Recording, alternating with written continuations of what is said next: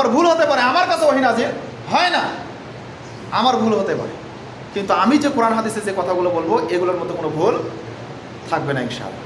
সম্মানিত উপস্থিতি, এজন্য বলবো যে ইসলামের কোনো একটা বিষয়ে আমি আপনাদেরকে কোনো একটা কথা কোরআন সুন্নাহ দলিল দিয়ে বলছে, আপনি বলবেন যে এত বড় ঈদগাহ মাঠের ইমাম, এত বড় হুজুর, এত বড় বুজুর্গ, এত বড় পীর সাহেব, উনি কি ভুল করতে পারে? ওনার সাথে আপনি বেশি জানেন? এই ধরনের কোনো কথা বলে এখতিয়ার ইসলামে কাউকে দেওয়া হয় নাই। ওই আলেমও ভুল করতে পারে, ওই পীর সাহেব ভুল করতে পারে, ওই ইমাম সাহেব ভুল করতে পারে, ভুল হতেই পারে, স্বাভাবিক।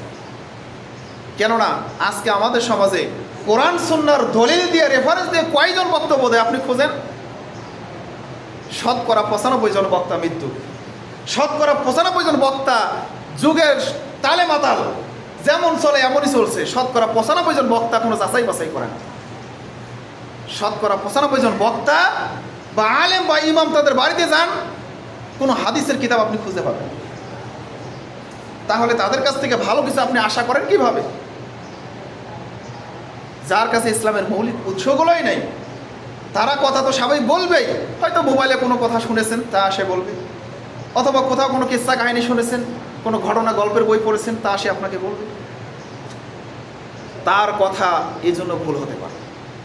এজন্য শতকরা 90 থেকে 95 জন আলেম যারা বক্তৃতা করে, এদের বক্তব্যের মধ্যে ভুল থাকা স্বাভাবিক। কেননা তারা যাচাই বাছাই ছাড়া বক্তব্য দেয়। সম্মানিত উপস্থিতি,